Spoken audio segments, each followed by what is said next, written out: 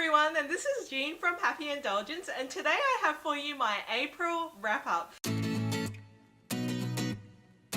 So during April, it was actually a pretty good month. Amelia turned 3 months old and she's super cute at the moment because she's more interactive. So she's really responding to us. She's smiling, she's laughing, she's talking a lot in baby talk obviously. Now she can pull things, including my hair, and she started almost rolling over. So there's a lot of joy in seeing every little milestone. Everything is new for her. Everything's new and exciting. I think I'm really loving it so far, and I just mainly feel really lucky that I get to stay at home with her and get to experience all of her new developments. And what that probably means as well is that I have a lot less time to read, a lot less time to booktube and focus on those sorts of things, but I wouldn't miss it for the world because my main thing is that I'm a mother, and then secondary is everything else. So during the month of April, I also got to interview Schwab while she was here for Gold Coast Supernova.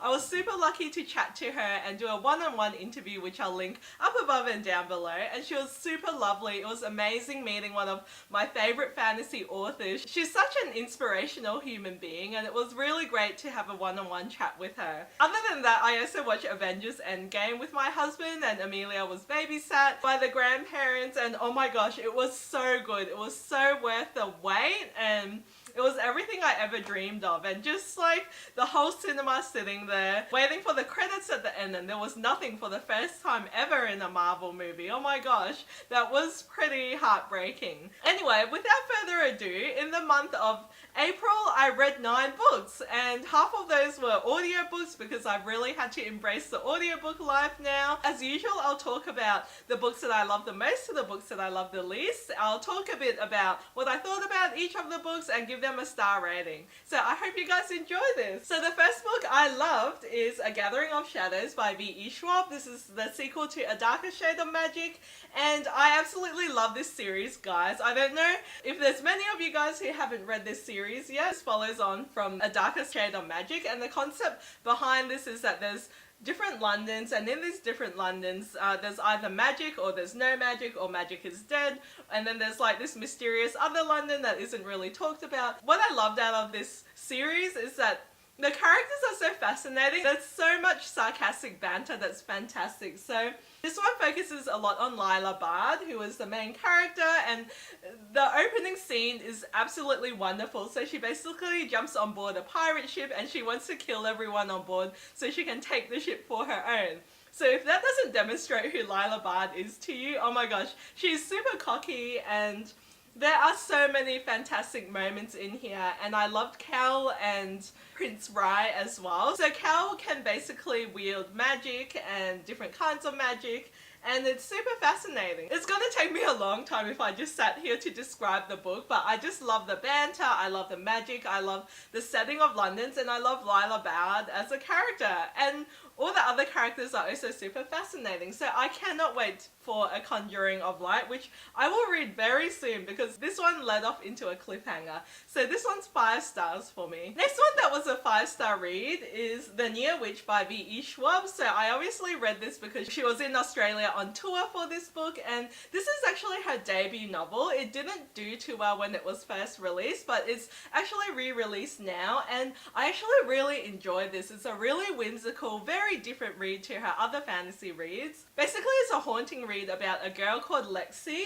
There's a stranger that comes to town, and he's kind of like a shadowy stranger. Children in her town end up going missing, and everyone blames that on this mysterious new boy. But Lexi gets to know this mysterious boy, and she knows in her gut that he's not at fault, and the two begin a hunt for the missing children. And there's a lot of magic in here. It's very enchanting. There's an underlying sense of foreboding in here, and I could not stop reading it. If you like those type of magical realism reads that have a murder mystery in it, I think this is a really great read, and I gave this one 5 stars as well. Next one is Daisy Jones and the Six by Taylor Jenkins Reid, and I feel like I talk about Taylor Jenkins Reid in every wrap-up that I have, but obviously having read and loved The Seven Husbands of Evelyn Hugo, I had to pick up this one. I actually had to listen to this one on audiobook because it's about a group of band members that have split up and no one knows why because they seem to be super successful at the time.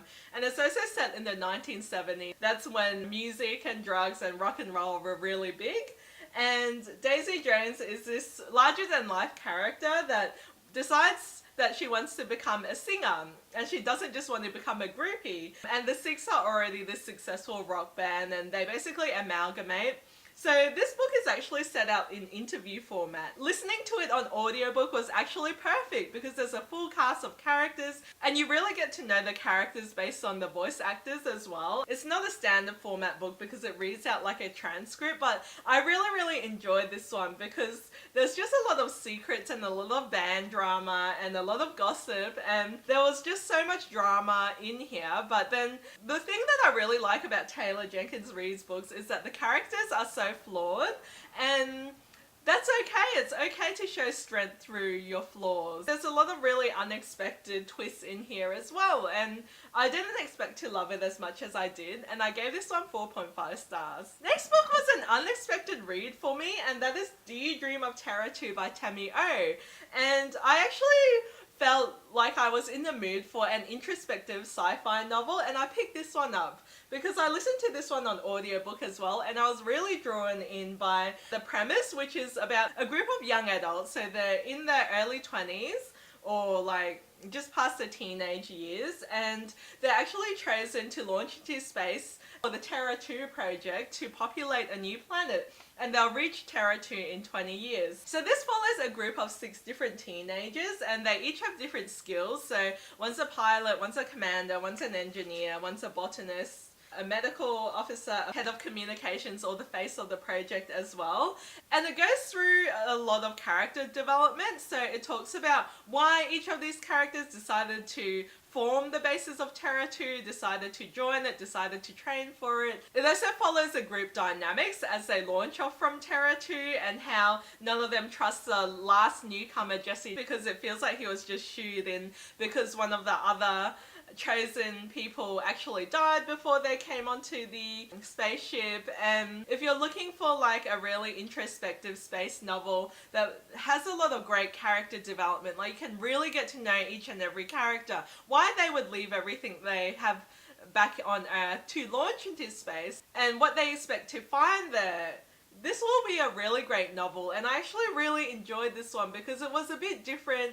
It really focused on the character dynamics. It talks about mental health as well, about dealing with grief, about, you know, seeing visions, about the isolation that they can feel once you're in space, and how the people around you essentially become your family, and how you need to learn to work together. How some of you can become depressed and, you know, not eat basically because everything you knew and you have loved and your life basically is now gone and you'll never see it again. And it was just really interesting, and I really loved this one. So I gave this one 4 stars. Next book I read is one that is super hyped, and that is Aurora Rising by Amy Kaufman and Jay Kristoff. I was lucky enough to receive an early copy from both the publisher and the author themselves. I am super excited to admit that yes, this definitely does live up to the hype. So Aurora Rising was just basically full of fun, full of snark, and full of banter, and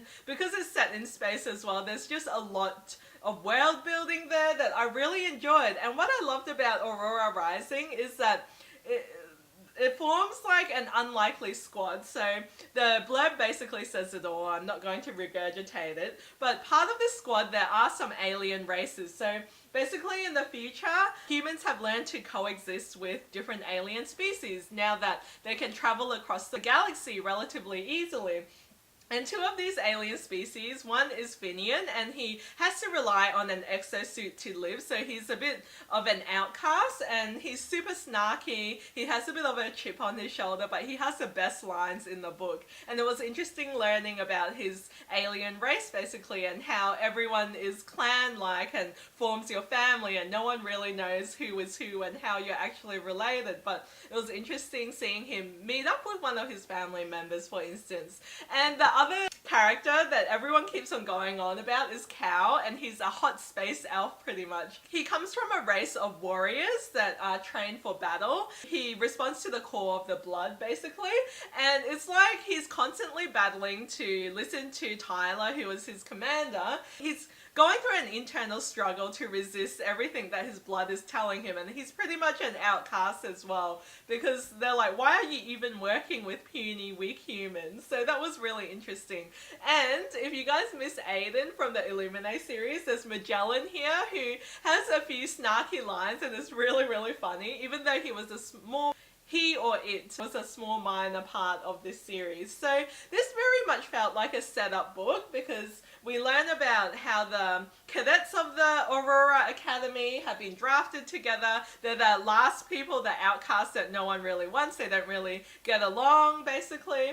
And yeah, it's about them working together, about them encountering a girl called Aurora, who is a girl who has been cryogenically frozen in time, and she's woken up and she has powers pretty much. Tyler, the commander, is pretty much a straight A flight commander. He decides to go along with it to protect Aurora, and this takes the crew onto like this really unlikely zany space fun-filled adventure. So this book was actually a lot of fun. There's a lot of banter. We get to hear from different perspectives. There's a lot going on here, but it's also set in space in the future, so we hear a lot about the world that Amy and Jay has set up pretty much, and it was all really convincing, and I loved it as usual. For me, I didn't give it a full 5 stars because it felt like when I was actually really getting into the story, then it suddenly ends and it leads into the sequel, which we won't see for a while actually. So yeah, that was a little bit disappointing, but yes, I really enjoyed this one, and I think you guys will too, and I gave this one 4 stars. The next book that I read is Underdog Love Oz YA Short Stories, and this is basically a short story anthology featuring Aussie authors who haven't been published previously. So I was really excited to pick this one up because a few of my friends actually published in here, and it was interesting reading the different amount of talent that we have in Australia, and I loved it. This was such a diverse read. There's like queer stories, there's dystopian, there's a sci-fi, there's a story about people with superpowers. Everything just felt so familiar as well because of the Australian setting, so it felt like the voices were so authentic. It was just such a really diverse story in terms of the people, not only the people but the subjects that it was written about as well. There was just so much fantastic talent in here. I will have a bit of a longer summary of each of these stories on my blog at happyindulgencebooks.com, so make sure you check out my blog and subscribe to it. I have a link down below in my bio if you're interested. So yeah, I ended up giving this one 4 stars. Next book is the book that I had to pick up for the name of the book club in April, and that is Howl's Moving Castle by Dianne Wynne-Jones, and I actually listened to this one on audiobook as well. To be honest, it was a very fun, quirky read with a lot of unexpected twists. So it's basically about a girl called Sophie, and she attracts the attention of a witch who puts a curse on her. So she's basically a little girl, but she looks like an old woman. So she basically has to get help from Howl, who is a wizard in a castle. He's basically a legendary figure that a lot of people are scared of. But yeah, it was interesting just seeing all the shenanigans that they get into. Obviously this is an animated movie by Studio Ghibli, which I haven't watched yet, but yeah, it was just a fun, quirky read, and yeah, I gave this one 3 stars. Next book I read is Imprison the Sky by A.C. Gaughen, and I have talked about this book previously on my channel because it has been on my TBR. I actually really wanted to read this because it's a sequel to Reign the Earth, which was a really confronting read that I really enjoyed. Unfortunately, I didn't enjoy this one as much as I did the first book. Basically, I felt like it was a really slow story. Nothing much really happened. It's about a girl called Aspasia, and she's on a ship where she is basically a slave trader, but she's enslaved to do that. She also has an air element, which is her power. Her slaver can let her do anything she wants as long as she collects these slaves for her. I felt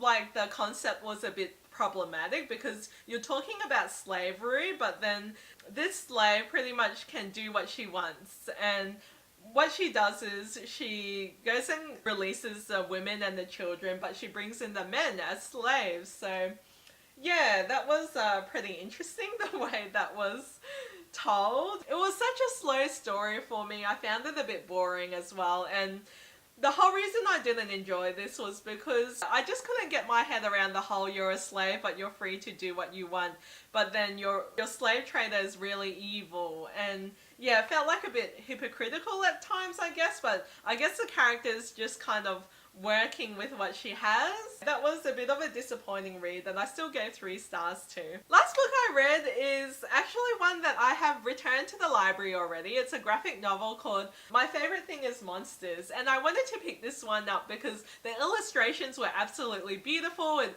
is a nominee for one of the Goodreads choice winners in the past, and also because Jay Kristoff recommended it. But after reading it, oh my gosh, it was like such a mess of a story. It's basically about a girl who sees herself as a wolfman pretty much, and she seems to be coping with the death of a neighbor by seeing everyone as monsters because she's obsessed with horror films. And like, it is definitely an adult graphic novel because of some of the scenes. Like, there's drug abuse that talks about the Holocaust, and it talks about prostitution and forced slavery as well. There's a lot of like really graphic scenes in there. The best thing about the book was definitely the illustrations. I've never seen a graphic novel illustrated in such a detailed way, and all the text is actually handwritten as well. It's really visually stunning, but I just kind of found it like a mess to read. I couldn't really follow the story. I thought the main character was a bit like in her head, and you couldn't really get at what she was going on about. Anyway, I gave that one 3 stars as well. So those are all the books that I read during the month of April. I hope you guys enjoyed this wrap up. Please leave me a comment down below if you have any questions about any of these books. Give me a thumbs up if you enjoyed this video, and subscribe if you'd like to see more. Thanks guys, I'll see you guys next time. Bye.